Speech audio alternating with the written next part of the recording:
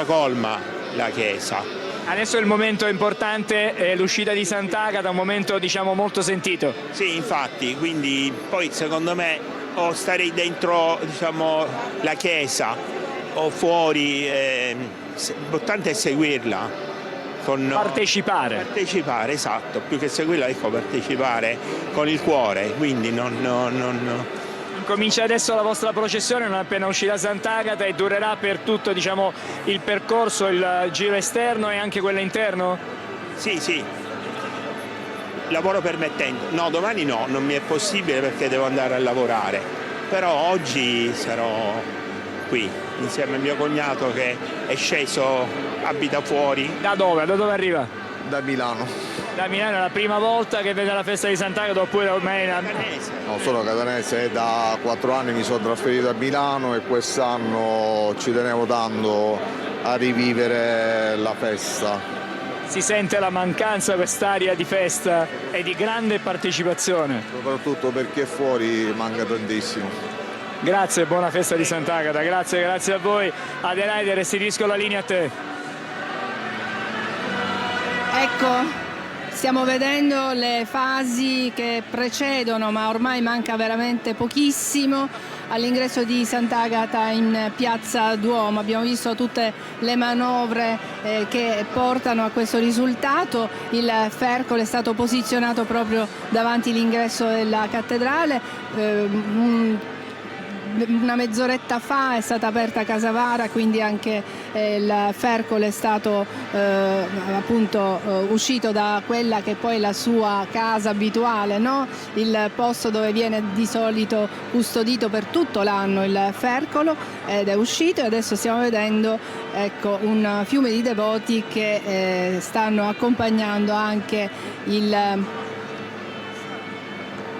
non solo il busto reliquiario ma anche lo scrigno che contiene le altre reliquie di Sant'Agata, perché dobbiamo ricordare che ci sono tante reliquie di Sant'Agata e tutte vengono portate in processione, mentre durante il periodo che precede la festa di Sant'Agata queste reliquie vengono portate negli ospedali, nelle scuole, nelle diocesi, nelle chiese, nei monasteri. Il giorno della festa di Sant'Agata, il 4 e il 5, invece vanno in processione tutte le reliquie.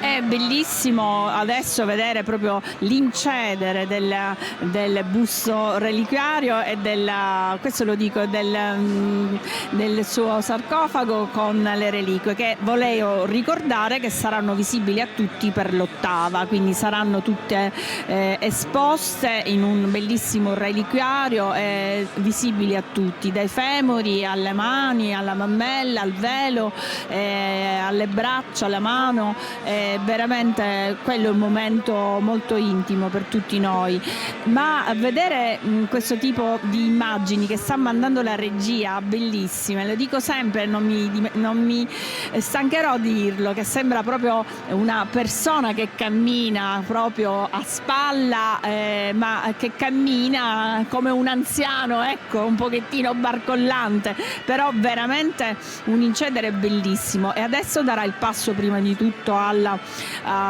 nostro scrigno, bellissimo, di fattura veramente preziosa, che sarà per primo a salire sul Fercolo, perché dovrà andare messo dietro e quindi scivolare sui binari, che adesso questo qua vedremo tutti insieme. Intanto ricordiamo intanto adesso cosa accadrà.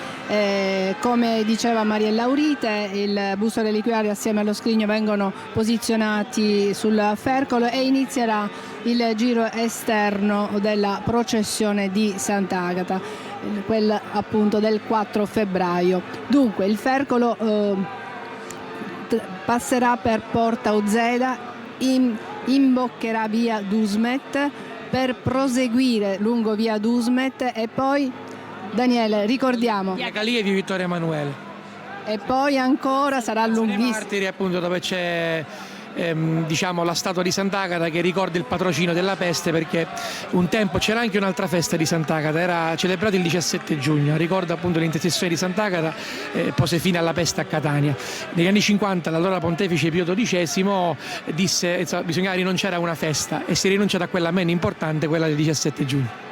Quindi come vedete sì, è vero, c'è una grande tradizione, però la festa di Sant'Agata poi nei secoli si è modificata, quindi quando parliamo la festa si è sempre fatta così, in realtà non è proprio vero, anzi dobbiamo ricordare che ci sono state delle edizioni in cui la festa non si è proprio fatta, ricordiamo nel 91 la guerra in Iraq che fu fatta in forma semplicemente religiosa, si evitò tutto ciò che poteva essere folklore, quindi fuochi, e festeggiamenti in pompa magna, e poi altro momento sobrio quando per la morte dell'ispettore Raciti, e poi ancora proprio recentemente la pandemia ha bloccato proprio tutto e quindi addirittura i festeggiamenti di Sant'Agata sono celebrati a porte chiuse in cattedrale, e noi, ricordo benissimo le nostre dirette, abbiamo ripercorso i luoghi di Sant'Agata come una sorta di pellegrinaggio, ma senza devoti col sacco, senza mascherine,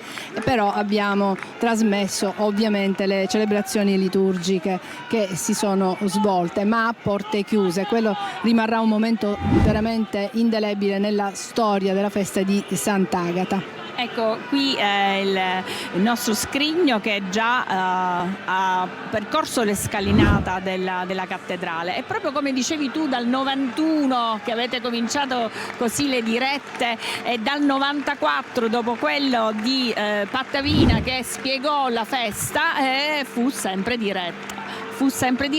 E siete sempre entrati sempre di più nelle case e ogni anno abbiamo sempre spiegato in maniera più particolareggiata sia la storia che la festa in sé.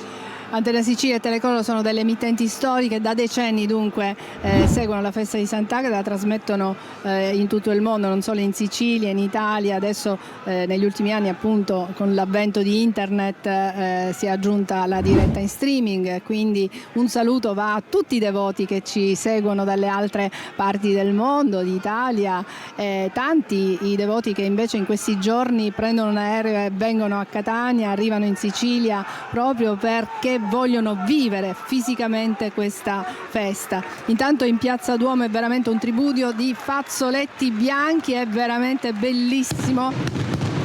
È veramente bellissimo vedere questa piazza così, e le immagini che ci mostra la regia lo testimoniano. Guardate, Piazza Duomo dall'alto, fuochi d'artificio, bombe salutano l'ingresso di Sant'Agata in Piazza Duomo che saluta i suoi concittadini.